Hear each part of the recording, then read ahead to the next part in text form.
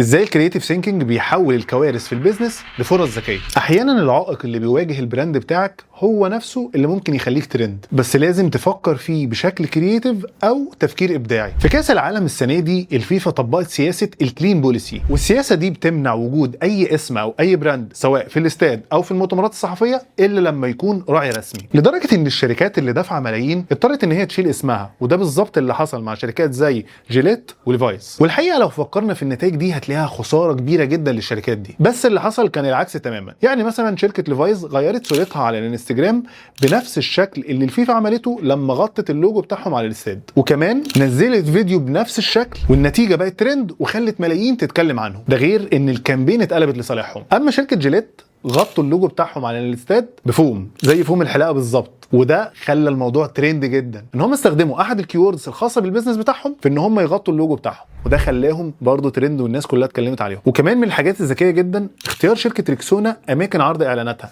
زي لوحه الحكم الرابع، واستغلال حدث زي كاس العالم علشان تظهر منتجاتها بشكل كرييتيف زي الصوره دي. والحقيقه هنا ان الكرييتيف ثينكينج اللي هم استخدموه كان عبقري جدا، لان هم فاهمين ان الماركتنج مش انك تقعد مستني الخساره، بل بالعكس انك تستخدمه لتوفير حلول تخدم اهداف البراند بتاعك. وافتكر دايما ان في البيزنس المشاكل احيانا ما بتجيش علشان توقفك، لكن بتيجي علشان تبرز ابداعك وتثبت وجودك. فلو البراند بتاعك بيواجه تحديات وحاسس ان انت بتصرف ميزانيه كبيره جدا في الماركتنج من غير ما تلاقي تاثير حقيقي، ابعت لي كلمه استشاره في كومنت وخلينا نراجع سوا ازاي نقدر نبني فرص نمو حقيقيه. انا عبد الرحمن عادل بقدم محتوى عن البيزنس والماركتنج، لو حابب تعرف اكتر تابع فيديوهاتي. شكرا جدا ليكم.